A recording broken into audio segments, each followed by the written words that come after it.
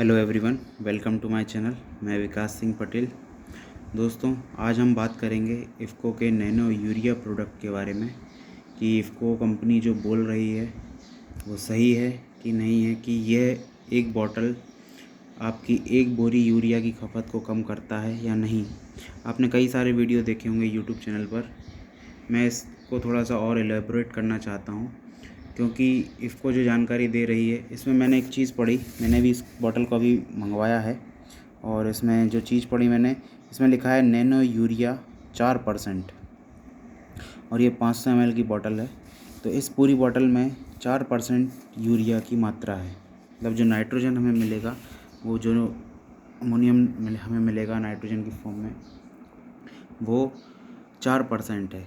दोस्तों, एक जानकारी मैं आपको देना चाहता हूँ कि इस बॉटल पर जो कुछ भी लिखा है, पहले तो मैं वो आपको शेयर कर दूँ।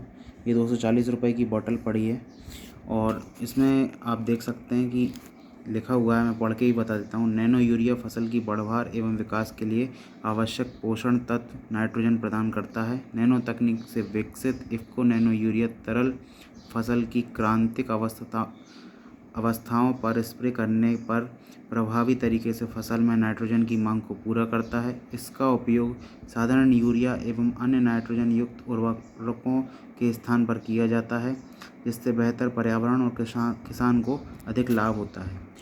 इसकी जो मात्रा हमें दी हुई है वो है 2 से 4 मिलीलीटर नैनो यूरिया तरल 1 लीटर पानी में हमें घोल कर देना है। मान लीजिए आप 100 लीटर पानी का इस्तेमाल कर रहे हैं तो 200 से 400 ml आपको इस बॉटल में से 200 या 400 ml 200 से 400 ml के बीच में आप डाल सकते हैं 1 एकड़ पर।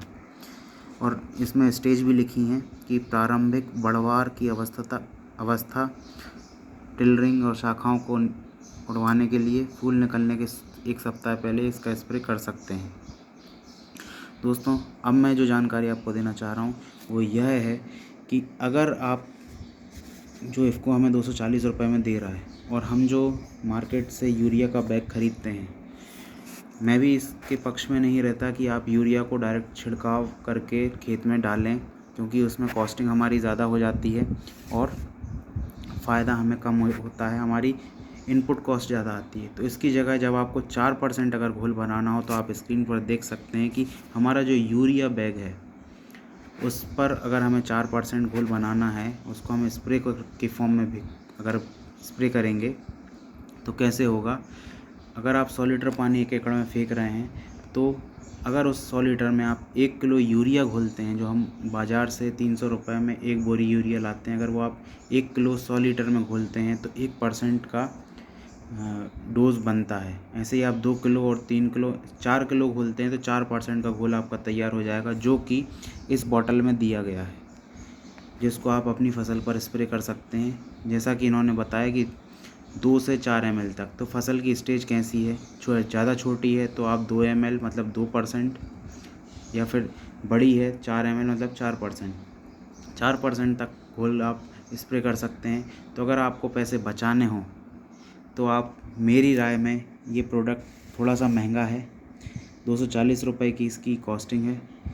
हालांकि ये 1 बोरी यूरिया के बराबर है। 1 एकड़ में स्प्रे अगर आपको करना है तो इसके स्प्रे से बहुत फ़ायदा होगा और वही फ़ायदा सेम आपको यूरिया बैग से भी होगा।